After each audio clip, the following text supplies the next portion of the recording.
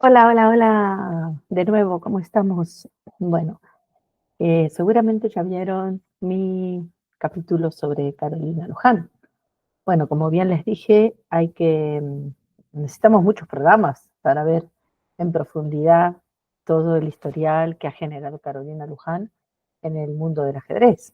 Especialmente grandes partidas jugadas contra grandes maestros a los que derrotó. Son muy pocas las ajedrecistas iberoamericanas que pueden decir que le han ganado a tantos grandes maestros, bueno, ni hablar maestros internacionales, pero Carolina realmente tiene en su haber un gran legado. Y yo creo que a la altura de Daisy Coritello, que ha sido campeona mundial juvenil en 2 ocasiones y también múltiple campeona continental, Carolina es una histórica, ¿no? A nivel continental, por sobre muchísimas, muchísimas grandes maestras que hay en el continente, siempre hablando de los hispanoparlantes, porque bueno, a veces hay ajedrecistas que emigran de otros países y que por ahí viven en América, no sin desmerecer eso, ¿no? Pero decir, bueno, con el sello latinoamericano o hispanoparlante en este caso, eh, son muy pocas las jugadoras que han logrado un nivel tan alto y que, bueno, también han traído tantos logros a nuestro país, ¿no?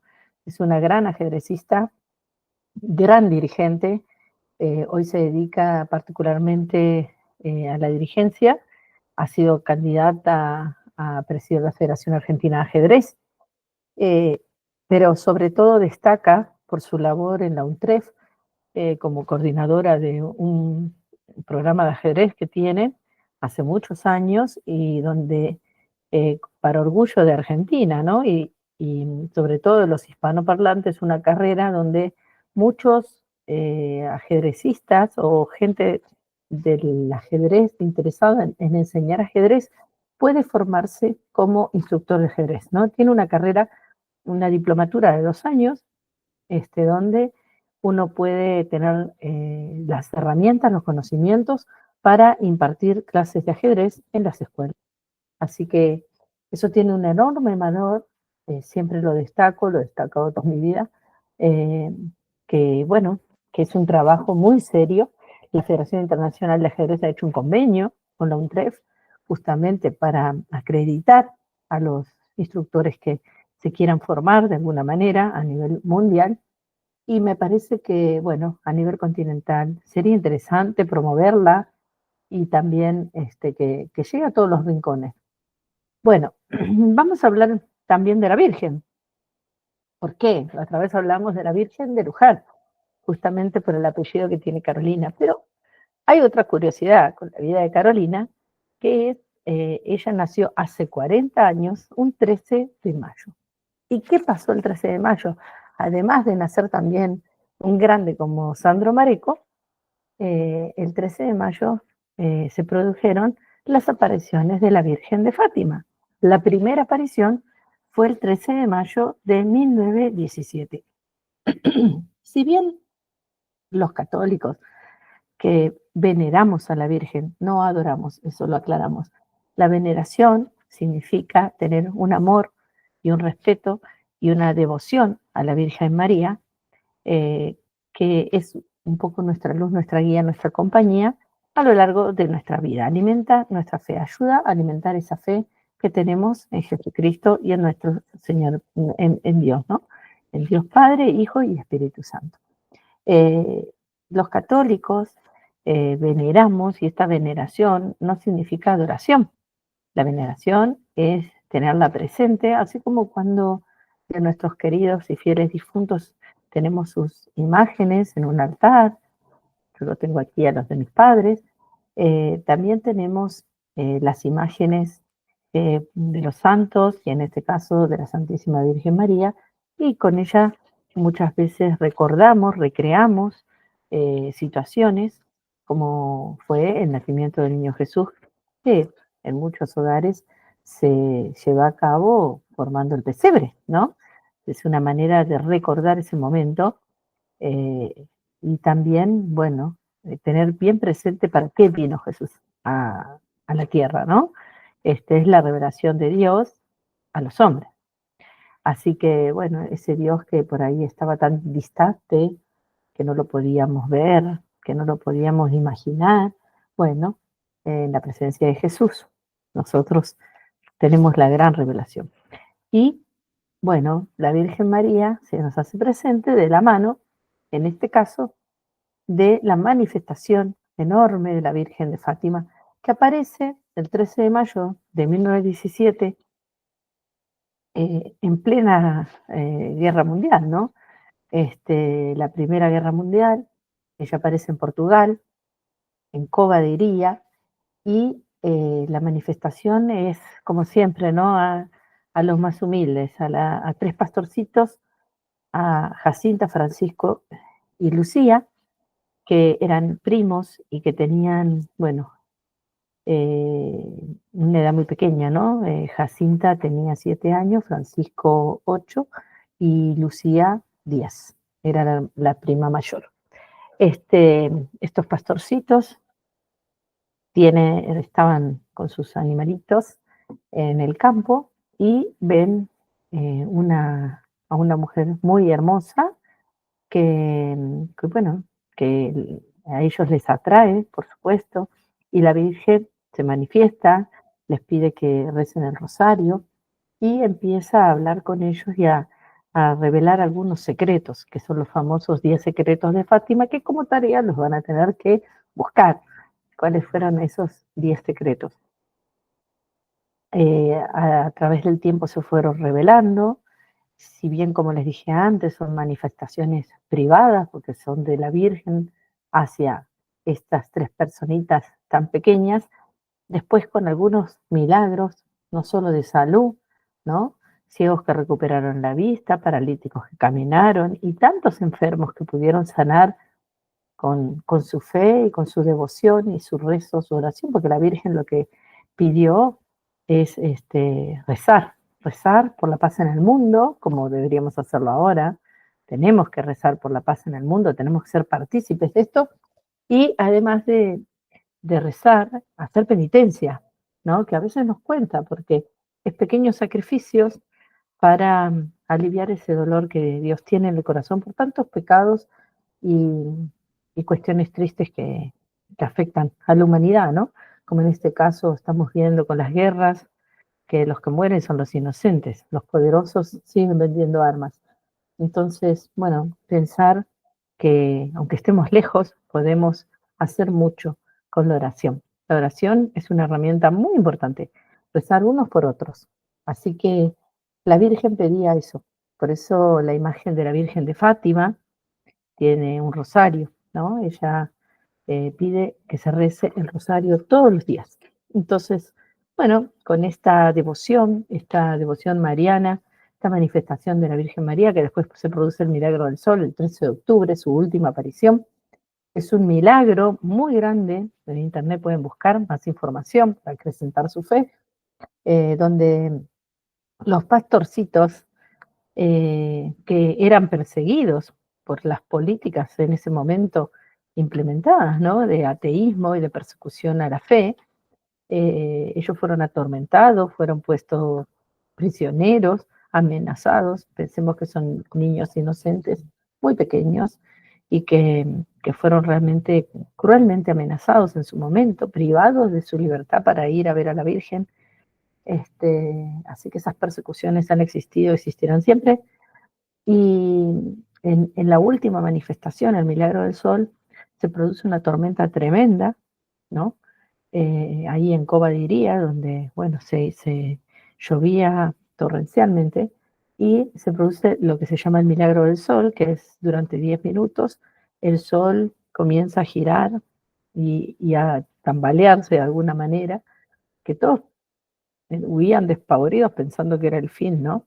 Y al destellar el sol es uno de los eventos, eh, podemos decir, más asombrosos y que, bueno, lo presenciaron tanto los católicos como los escépticos, ¿no? Muchas personas que fueron de curiosos y que para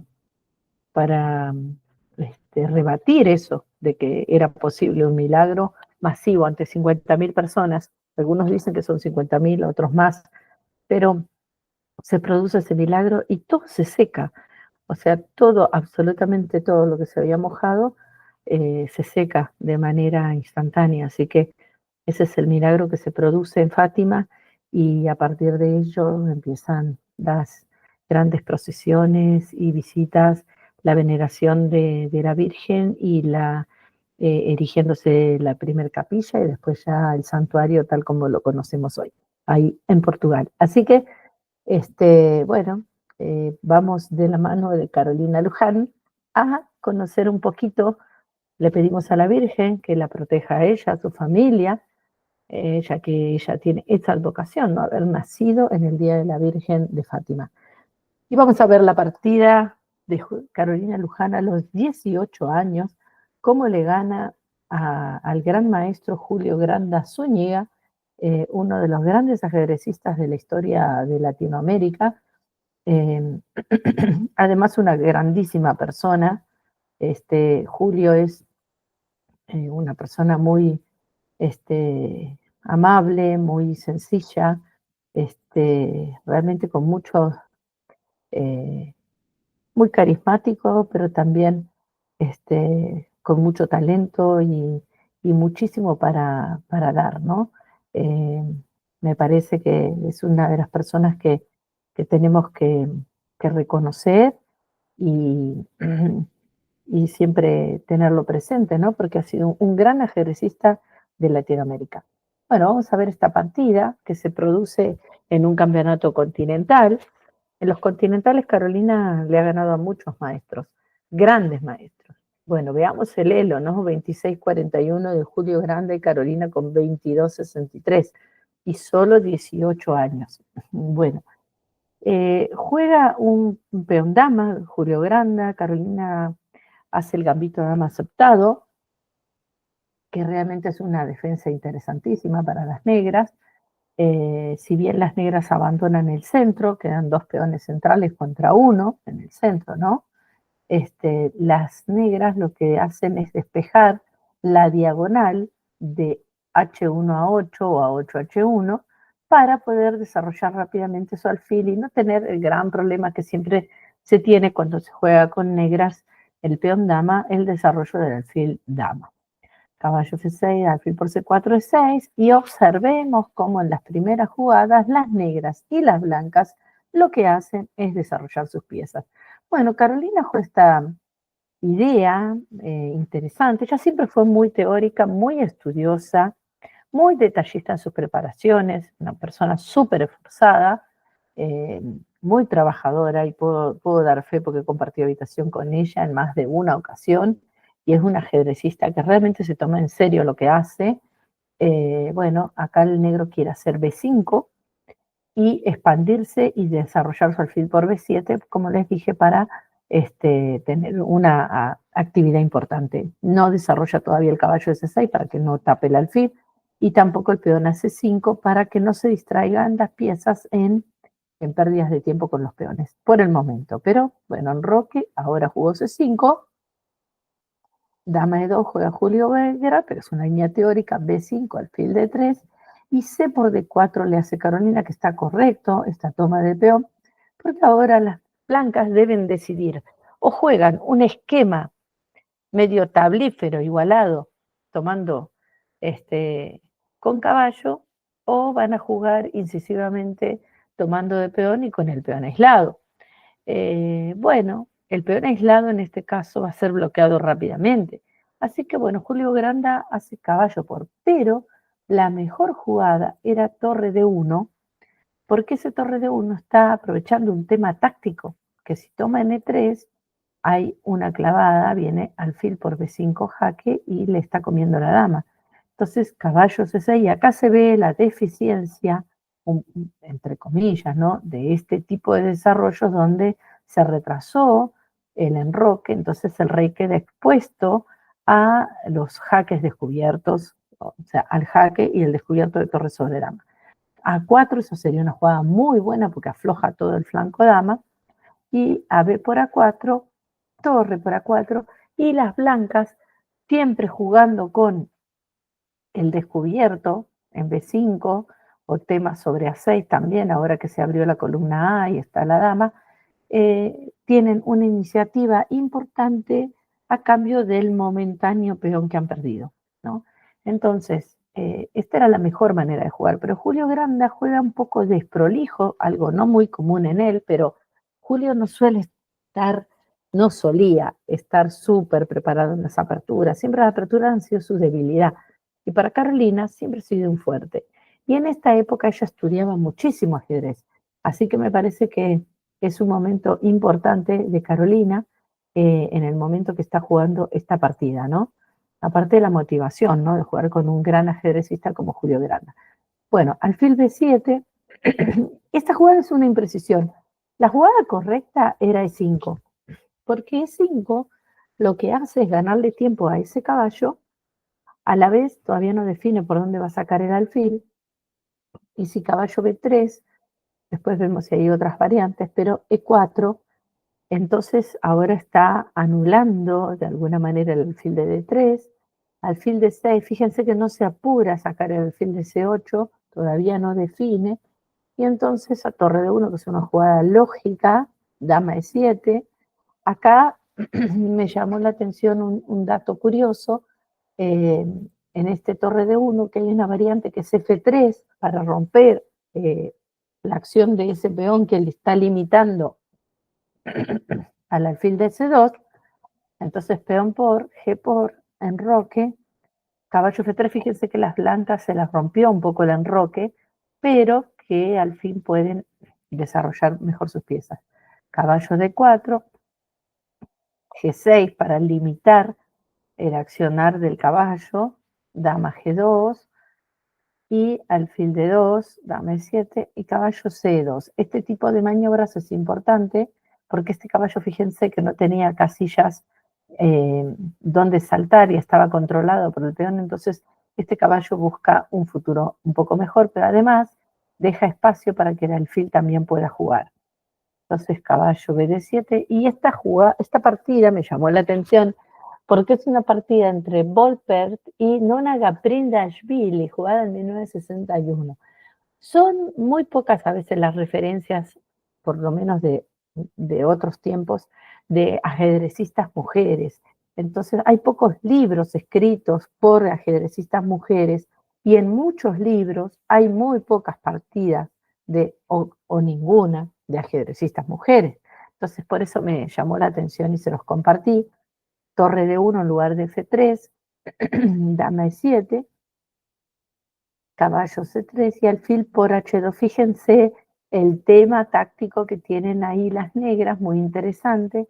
Caballo G4, rey G1, porque si el rey sería a G3 después de dama G5, ¿no? Corre mucho peligro, ¿no? El rey.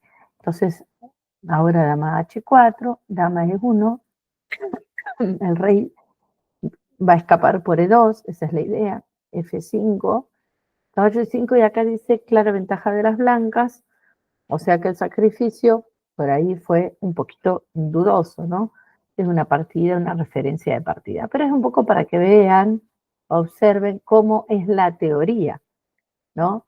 Igual E5 es una jugada buena, por ahí no siguió con las mejores variantes, pero una jugada recomendable. Entonces alfil B7, posiblemente alfil B7,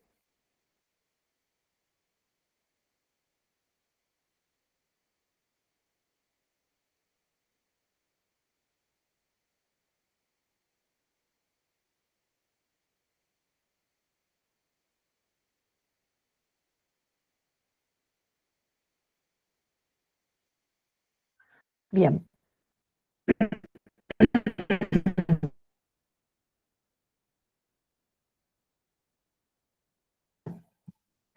ahí estamos. Alfil B7 se había trabado un poquito, caballo de 2 juega Julio Granda y caballo de 7 camino. Vamos a completar el desarrollo de piezas. Y ahora D3 hace Julio Granda. Y acá vemos que hay otra partida de Julio Granda jugando caballo 2 a B3. Esa jugada anula un poco el alfil porque no lo deja salir por la gran diagonal. Pero es una partida donde Julio Granda se queda inferior. E5, caballo F5, G6, caballo G3, E4. Fíjense, siempre es recurrente el tema E5, E4. Y ahora H5 para ir a atacar.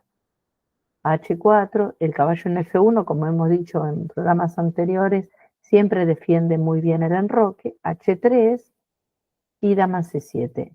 ¿No? Esta variante muy interesante, está muy bien analizada por Hufsman y Alexander, la partida.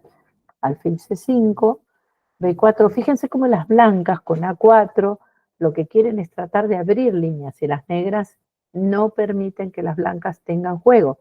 No dejan que jueguen los alfiles. Con el peón en B4 y N4, los alfiles están anulados. La presión en la columna C, porque estaba amenazando alfil por D4, y luego cae el alfil de C2, por eso hizo torre A2, caballo D5, caballo C3, el doble, el triple, así que tiene que comer. Y caballo, fíjense qué juego interesante, ¿no? Las negras, como, bueno, acá le comen el caballo, está entrando el caballo por F3 también, cambio de damas obligado, jaque previo. Y ahora ese caballo es mortífero en F3, fíjense cómo se abre la de gran diagonal, y esta partida la termina perdiendo Julio Granda con blancas contra Mayem en 1992, ¿no? Un tiempo antes a esta partida. Eso quiere decir que Carolina conocía la partida, ¿no? Porque es una partida anterior a la que ella jugó. A mí me da la impresión de que Julio desmereció un poco la preparación de Carolina. En esa época, cuando jugaron ellos, no existía tanto el módulo de análisis como lo tenemos ahora, no existían tanto las bases de datos, había muy poquito material comparado con lo que soy, y entonces era un poco más compleja la preparación. No obstante, el que quería estudiar tenía los medios como para hacerlo. Bueno, acá Carolina juega el fianqueto, que está muy interesante porque se opone al alfil de B2, y bueno, las negras, acá se equivoca. Acá este es un error de Carolina. Dama E7. Vamos a hacer un break tomando un cafecito porque todavía estoy medio mal de la garganta y se me complica hablar. Bueno, dama E7 es un error. ¿Cuál les parece que puede ser la jugada correcta acá? Bueno, según el análisis de la partida, caballo D5 es la jugada correcta. Está defendiendo el peón de E5, libera el alfil, y luego vamos a ver a dónde va la dama. Ante torre de 1 el enroque, y ante la clavada, que está la torre amenazando, se retira con el caballo. Y ahora F5. Entonces las negras logran expandirse. Lo que sí es bastante molesto la presión que ejerce la torre sobre la dama. Por eso hace caballo C3, pero caballo por C3 está atacando la dama de E2, logra desclavarse, y esta posición la da como levemente ventajosa para las negras. ¿Por qué? Porque las negras ya completaron el desarrollo, tienen estos peones controlando a estos alfiles, y su alfil de B7 es una pieza bastante activa. Este caballo no juega mucho, y las piezas negras, las torres, que es lo que falta traer a juego, están prontas para llegar. Entonces, es verdad que hay una pequeña ventajita para las negras. Pero Carolina juega dama E7, que no es tan buena jugada, y Julio hace alfil A3. Torre C8, torre AC1, él encuentra esa beta de la clavada, y que aparte va a estar presionando a la torre de F8, así que no está nada mal. Por eso Carolina rápidamente se desclava, y acá Julio hace un sacrificio que termina siendo malo, un error. En este momento las blancas tenían que haber jugado torre F D1, ¿no? Esta jugada que tiene admiración, sostener este tema del táctico sobre C5, sostener la amenaza, y en este caso, bueno, hay muchas variantes que dan, pero bueno, vamos a hacer alfil F8, que sería una de las lógicas para desclavar, ¿no? Porque después la torre, pero ya el alfil queda mal, queda fuera, por eso era la jugada caballo de 5, queda fuera del fianqueto, ¿no? Entonces, a B4, caballo C7, y los alfiles, comparado con esa posición que habíamos visto, fíjense cómo cobraron vida, juego, y las negras todavía no logran desarrollarse. Entonces, esta jugada, dama en 6, es una jugada correcta, pero Julio ahora se equivoca y hace este sacrificio. A mí me da la impresión de que él no evaluó el tremendo, tremendo golpe táctico que se le va a venir en breve, ¿no? Entonces, acá les acabo de borrar la jugada para que, la tenía que haber mostrado así, para que no lo vieran. Pero, ¿cuál es la jugada que hace Carolina Luján? Tremendo golpe táctico que pueden detener el video, que va a ser en este momento y que mínimamente tiene tablas, mínimamente tiene tablas. Bueno, la jugada impresionante que yo creo que me da la impresión de que Julio por ahí no jugó su partida, esta partida, no digo que no juegue bien, simplemente que por ahí se distrajo o por ahí él pensó que había visto absolutamente todo y se deja esta jugada, ¿no? El desmerecer a veces no es pensar que el otro va a jugar mal, simplemente no pensar que el otro tiene una potencia ajedrecista muy superior a la de su ranking, ¿no? Que es lo que me parece que pasó. Bueno, acá Julio hace torre F1 que es mala, rey por G2 era lo correcto, y acá hay varias jugadas, pero con dama G4 y esto es tablas, ¿no?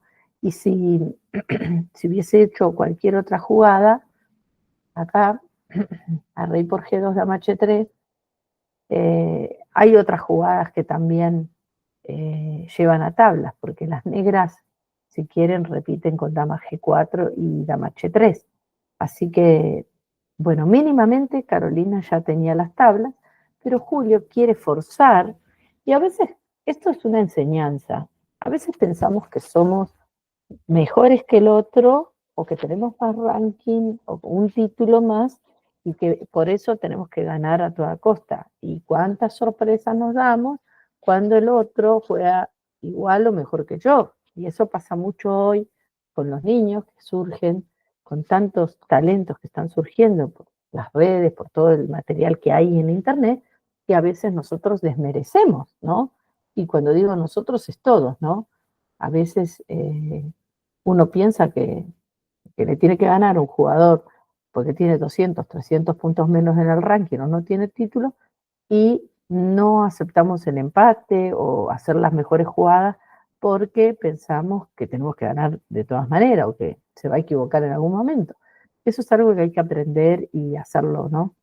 Respetar siempre a nuestros rivales, no maximizarlos, pero sí respetarlos.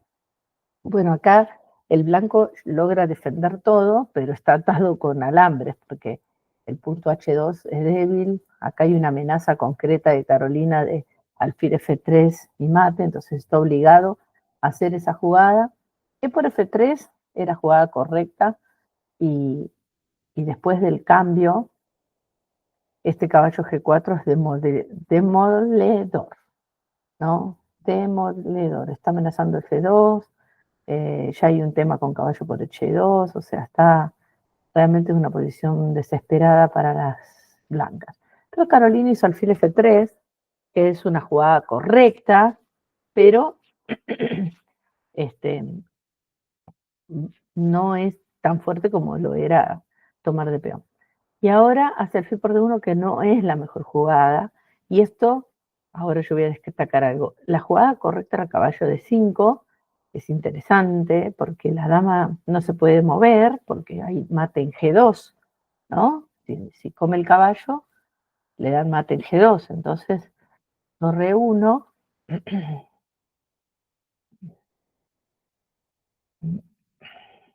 entonces torre 1 defendiendo, y este sacrificio que estaba oculto, pero fíjense qué interesante la combinación y el doblete este a la torre y al rey, y la dama no puede tomar por el mate en G2, que hemos dicho ya en la oportunidad anterior. Entonces, esta combinación era muy difícil de ver.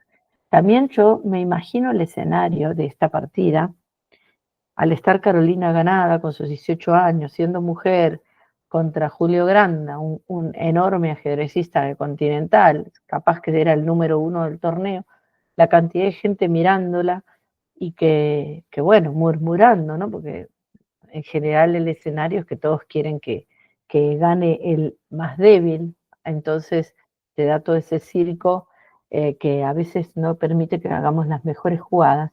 Carolina hace la sólida, come en la torre, tiene una calidad de más, pero todavía hay que remar un poco. Y acá ofrece el cambio de damas. Dama E6 era interesante. ¿Por qué? Porque el rey blanco está peor que el rey negro, pero Carolina prefiere ir a lo seguro. Bueno, esto, por ejemplo, sacar el alfil de ahí, reacomodar el alfil y luego sí sacar el rey. Y bueno, ya es una calidad de más y es un final. Pero Caro prefiere cambiar las damas. Julio no quiere cambiar damas porque estaría más que perdido. Y entonces acá, alfil A3, alfil F8, se da cuenta de la molestia que es ese alfil, correcta la jugada. Ya hemos visto esta maniobra. Acá hace alfil G7, pero te sugiere alfil E7. ¿Por qué ella no hace alfil E7? Porque por lo mismo que les conté, ¿no? Está tanteando la posición y Julio quiere forzar a toda costa, o sea, tiene calidad de menos, pero está buscando el tema de caballo por E4 y comerse el alfil de G2 y está insistiendo. Pero también la dama acá molesta porque no permite que se enroque el rey. Entonces acá Carolina hace dama C5, esta jugada parece, torre de 8 parece que era un poco mejor para eliminar esa torre de una vez, pero hace dama C5, que no es mala, pero bueno, dama C6 era la correcta acá, hace B4, tiene algunas imprecisiones la partida, pero hay que estar jugando contra un grande, ¿no? Como Julio. Entonces dama C6, dama A5, Julio acá ya casi que, no digo que esté jugando a tablas, pero bueno, Carolina decide enrocar, está entregando este peón, pero las negras ya se enrocaron y ahora va a entrar en acción la otra torre, sostiene la calidad de más y la debilidad del rey blanco. Vamos a ver cómo define esta partida.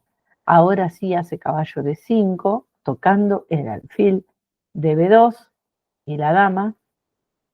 Entonces, dama por, y ahora alfil por B2 era interesante, dama por E5 y evitar el cambio de damas. Eso era interesante ese final. Pero Carolina hace caballo por E3. Fíjense qué compleja la partida, que ahora está en el aire, el caballo de 3, el alfil de B2, la dama, bueno, si come damas, ¿no? La torre atacada, ¿no? Es interesantísima la jugada. Acá era interesante dama por C6, torre por caballo por alfil por, y es un final donde las blancas tienen un caballo y dos peones por la calidad, y es F5 muy interesante eliminando peones, y bueno, las negras tienen que remar un poco para tratar de ganar esa partida, no es tan fácil.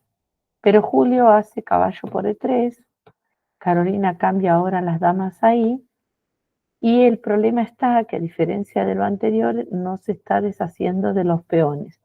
Entonces, si las negras conservan los peones, fíjense ahí viene F5 otra vez, G por F5, aprovecha la clavada y torre A8. Ahora hay que luchar contra estos caballos. Yo me quiero imaginar esta partida con todos los nervios. Es un final donde las negras, con la calidad de más, pero tienen la torre bastante pasiva, por lo menos la torre de A8 bastante pasiva, pero la ventaja es que tenemos un alfil muy activo y que podemos generar algún problema al rey. Y también conservamos un peón. Bueno, un peón que podría coronar. Esta jugada correcta, fíjense, acá aprendemos algo, la torre en diagonal al caballo, dejando una casilla de por medio, hace que ese caballo no la pueda atacar. Además, la torre ejerce un control importante sobre el caballo. Esto para que aprendamos dónde colocar las torres, hay que tener cuidado con los dobles ataques. Además, está tocando la base de los peones y si cae ese va a caer el otro peón. le come el alfil tan peligroso y acá Carolina empieza a tejer una amenaza sobre el rey con sus dos torres, ¿no?